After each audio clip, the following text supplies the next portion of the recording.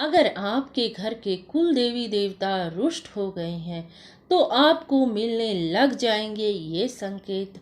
जय माता दी सभी को, जय माता दी। आ गई हूँ आप सब लोगों के सामने नई जानकारी लेकर।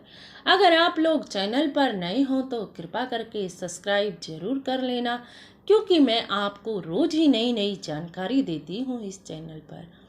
आज मैं आपको बताऊंगी कुल देवी और कुल देवता का कितना महत्व है हमारे जीवन में। हमारे जीवन में कुल देवी देवता का बड़ा ही महत्व है। अब बहुत से लोग शहर में रहते हैं तो वो नहीं जानते कि उनके कुल देवी देवता कौन है।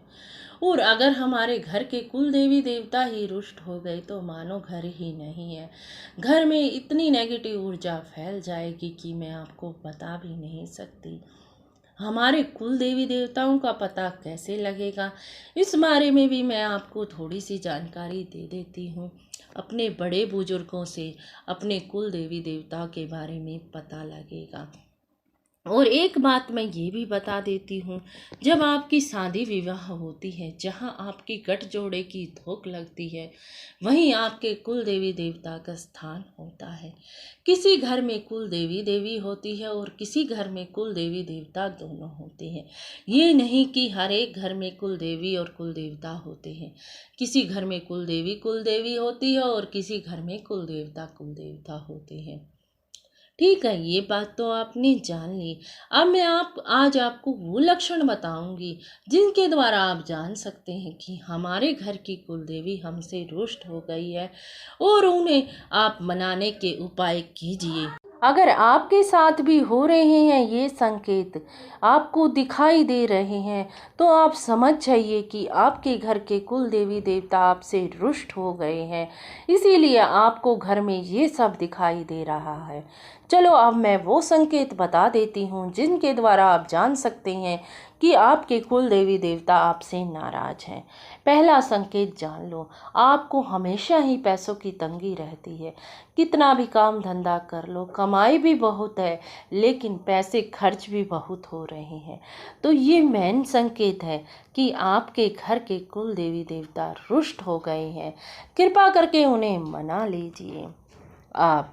दूसरा संकेत मैं बताती हूँ, जो परिवार में सबसे बड़ा है वो हमेशा ही जिसको कमाई का साधन मानते हैं, यानी कि जो कमा के लाता है घर में, उसको हमेशा ही बीमारी घेरे रहती है।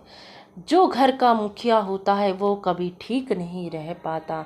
तो ये भी प्रमुख संकेत है कि आपके कुल देवी देवता रुष्ट हैं। चलो अब तीसरा संकेत जान लो। तीसरा संकेत, संतान संबंधी परेशानियां आती हैं। अगर आपके संतान पैदा हो गई है तो वो हमेशा बीमार रहती है, या फिर आपके लड़कियां होती हैं, लड़के नहीं होते। तो ये मेन कारण है कि आपके कुल देवी देवता रुष्ट हैं, इसीलिए आपके साथ ये सब हो रहा है। अब चौथा कारण भी जान लीजिए जी। पति पत्नी में हमेशा ही अनबन रहती है। कितना भी लड़ाई को सुधार लो, लेकिन लड़ाई झगड़ा हमेशा ही बना रहता है। तो ये प्रमुख संकेत है जी कि आपके कुल देवी देवता आपसे रुष्ट हैं। आप जो पांचवा संकेत भी जान लीजिए जी। घर में बड़ों का सम्मान नहीं करते, छोटे बड़ों का निरादर करते हैं, उनसे गाली गलौज रखते हैं। घर में शांति होती ही नहीं, क्योंकि घर में कुल देवी देवता तो हैं ही नहीं। शांति कहाँ से आएगी? मैं आपको एक उदाहरण दे देती हूँ इस बीच में। अगर हम अपने बड़े बुजुर्गों को नहीं मनाएंगे, और जो हमारे घर के बड़े बुजुर्ग हैं और बाहर हम सभी को मना लेंगे, तो अगर घर के बड़े बुजुर्ग हमें आशीर्वाद ना देंगे तो बाहर के तो कितने ही लोग मना लें हम, वो कहाँ से आशीर्वाद फलीभूत होगा। इसीलिए पहले अपने कुल देवी देवताओं को मनाइए, फिर ही आप और किसी भगवान की पूजा कीजिए। स्वयं श्री कृष्ण ने भी कहा है कि पहले अपने कुल देवी देवता सर्वप्रथम पूजनीय है, उसके बाद ही मैं हूँ।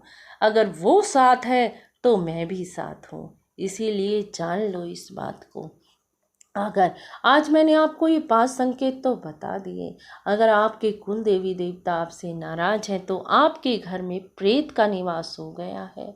मान लीजिए इस बात को, क्योंकि अगर आपके घर में प्रेत हो आ गए तो मैंने पिछले वीडियो में आपको प्रेत के भी लक्षण बताए हैं।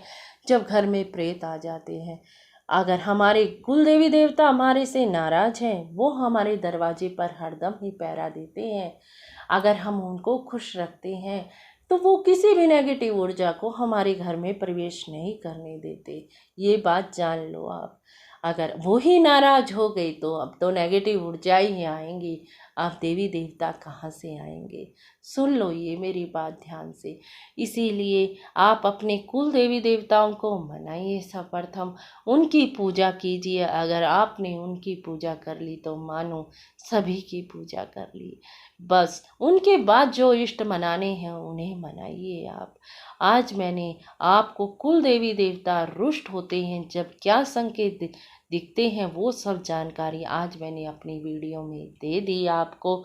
चलो जी, अगर जानकारी आपको कुछ अच्छी लगी हो, कुछ पसंद आई हो तो लाइक शेयर और एक कमेंट जरूर कर देना जी। और कमेंट में जय माता दी लिखना मत भूलना जी। चलती हूँ, जय माता दी, जय माता दी, जय माता दी।